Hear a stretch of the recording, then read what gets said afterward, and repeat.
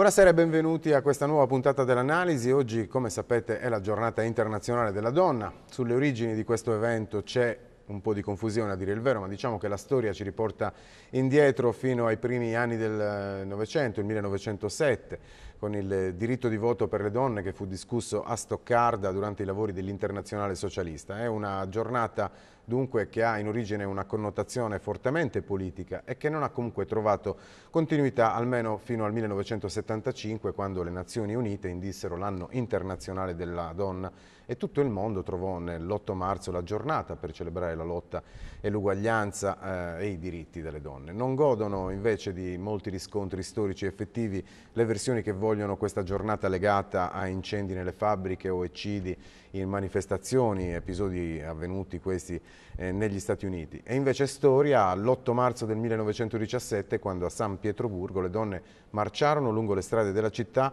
chiedendo la fine della guerra e rivendicando i propri diritti. Quello fu il prologo della rivoluzione di febbraio, con la successiva destituzione dello zar e l'attribuzione del diritto di voto alle donne stesse. Insomma, più che una festa è proprio una giornata per ricordare. E io saluto Enza Tucconi, buonasera. Buonasera. Enza Tucconi è presidente della Commissione Pari Opportunità del Comune di Olbia, è la prima volta che viene istituita questa commissione a Olbia. Senta Enza, abbiamo due simboli in Sardegna per questa giornata, sono Rossella Urru e Dina Dore, due storie diverse. La prima è una vicenda a lieto fine di una cooperante rapita nel Saharawi, liberata dopo 9 mesi di prigionia. La seconda è molto più triste, ed è la storia di una donna morta in circostanze tragiche a Gavoi, ad opera, così sembra almeno stando all'inchiesta, ad opera del marito. Oggi a Gavoi è stata ricordata Dina Dore con una manifestazione in piazza dove sono state posizionate centinaia di scarpe rosse. Quale di queste due donne sente più vicina?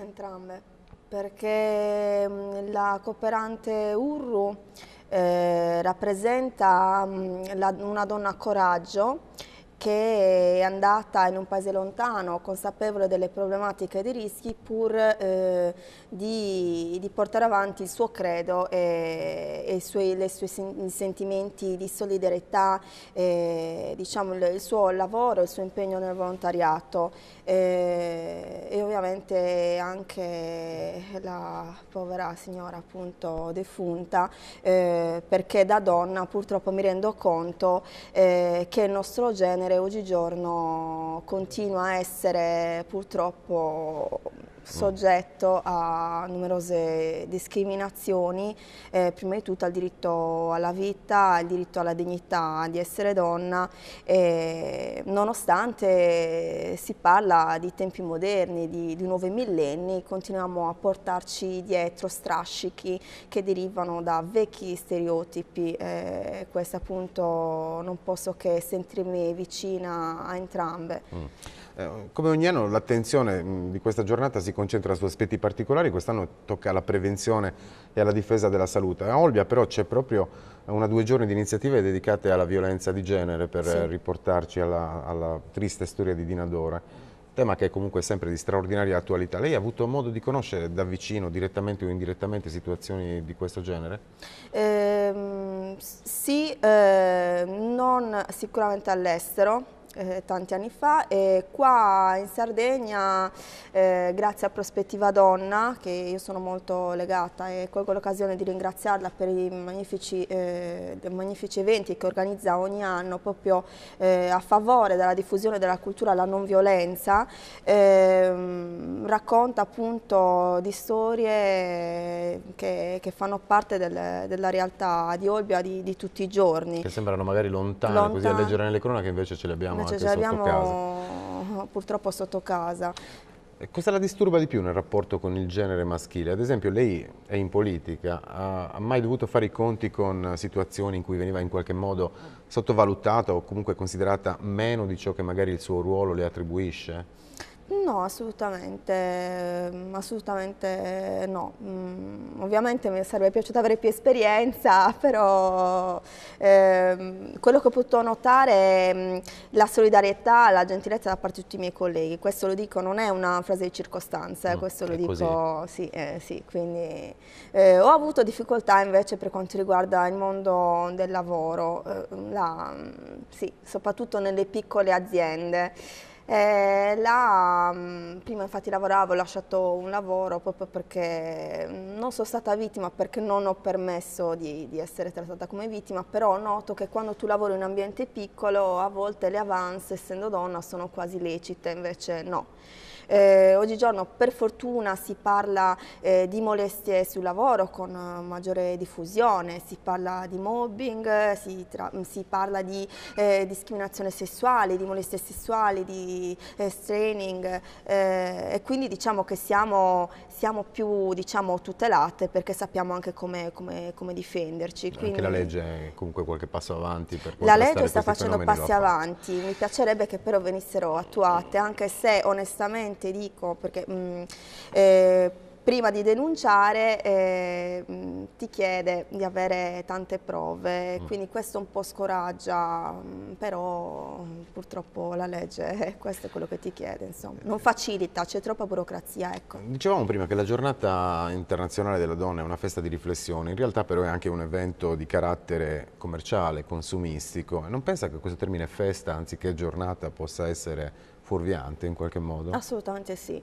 E io penso che forse questo effetto fuorviante probabilmente è stato voluto, perché comunque festa e giornata o giornata commemorativa hanno per connotazione due significati assolutamente diversi.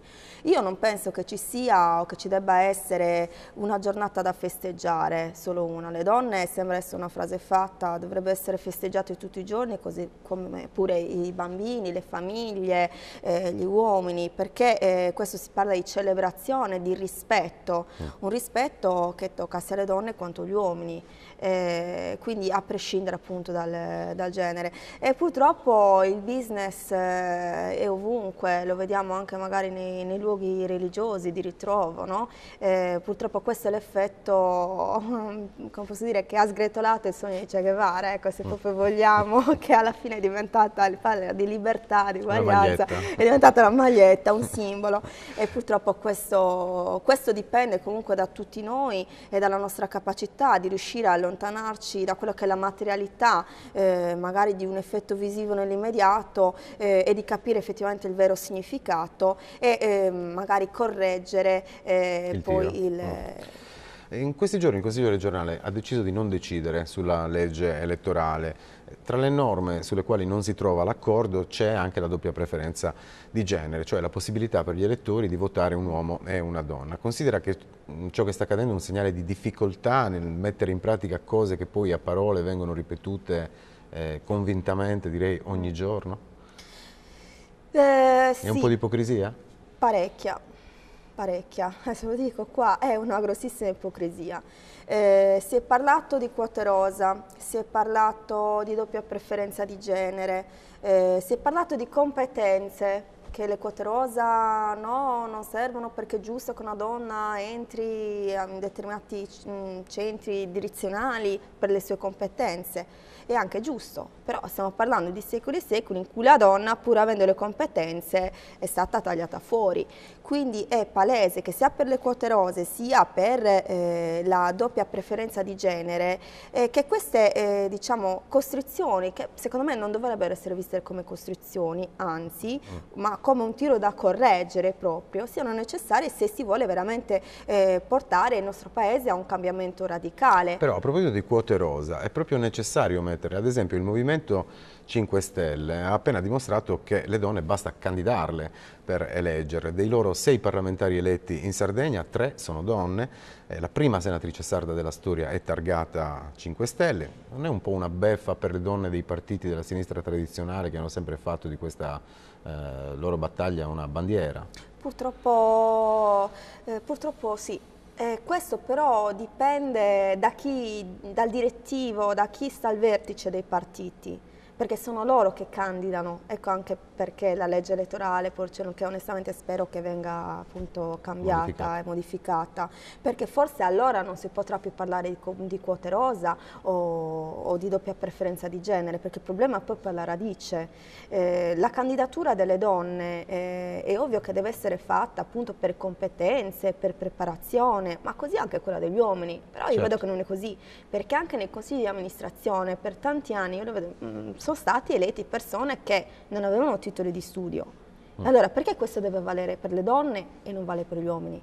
Cioè, perché si parla di competenze solo quando entrano in gioco le donne? Io vorrei ricordare, giusto per capire questa difficoltà delle donne anche preparate nel entrare a ricoprire dei ruoli di direzionali oppure anche nei posti di lavoro di un certo livello. La prima testimonianza di questa difficoltà, ingiustizia e ignoranza risale al 1887, quando una giovane donna si laurea in medicina, era il caso Piper se non sbaglio, si laurea in medicina e diciamo, ha acceso un forte dibattito sulle sue non sulle sue competenze, ma le sue capacità ad assolvere le sue mansioni a lavoro, perché erano ridotte dal fatto che una volta al mese avesse il ciclo. Quindi ridicolo, quindi tu stai attaccando, si parte da lontano, è da molto lontano, e lo stesso anche sempre a fine Ottocento, in un altro caso in cui la prima giovane donna avvocatessa, che pur essendosi laureata non gli è stato permesso di iscriversi a all'albo degli avvocati. Questo è avvenuto solo dopo 40 anni o 60 anni dopo, se non mi ricordo bene. E tuttora ci sono maternità, sulla maternità, purtroppo, esatto, questo è un altro punto, ecco, quello è un altro punto particolare. È un altro punto. Comunque però prima di chiudere, c'è rimasto un minuto, le volevo chiedere, nell'ambito della sua attività, di questa Commissione delle Pari Opportunità, ci vuole dire su quali materie avete deciso subito di concentrare il vostro lavoro, che immagino siano le priorità? Sono tantissime, appunto a tale proposito vi informo che pubblicheremo quelli che sono gli argomenti del nostro lavoro sul sito. Lavoreremo sull'integrazione, la problematica appunto degli omosessuali nella realtà di Olbia, sull'educazione al rispetto e al valore della diversità, parleremo anche del problema delle donne e del lavoro, in particolare delle donne lavoratrici e autonome e delle libere professioniste, mi riferisco a quelle iscritte a un albo professionale tipo le giovani avvocatesse, che purtroppo continuano a essere discriminate dal loro ordinamento giuridico, perché secondo la legge italiana gli viene riconosciuto, proprio parlando di maternità, un'indennità di maternità che comunque non è sufficiente a garantire loro la possibilità di rimanere a casa, di smettere di lavorare. C'è bisogno appunto di stanziare un fondo comune e purtroppo le leggi attuali non sono capaci di elaborare una nuova normativa a favore di queste donne, proprio perché purtroppo forse le donne lavoratrici autonome sono nate troppo, diciamo, tardi rispetto alle lavoratrici dipendenti e alle operaie che invece possono usufruire di questi benefici, ecco, il diritto alla maternità e tutto. Bene, seguiremo la vostra attività anche nel corso del nostro lavoro di informazione, nei nostri telegiornali. Grazie Enza Tucconi per aver partecipato all'analisi e grazie a voi per averci seguiti. Noi ci risentiamo lunedì prossimo con una nuova puntata. Buona serata.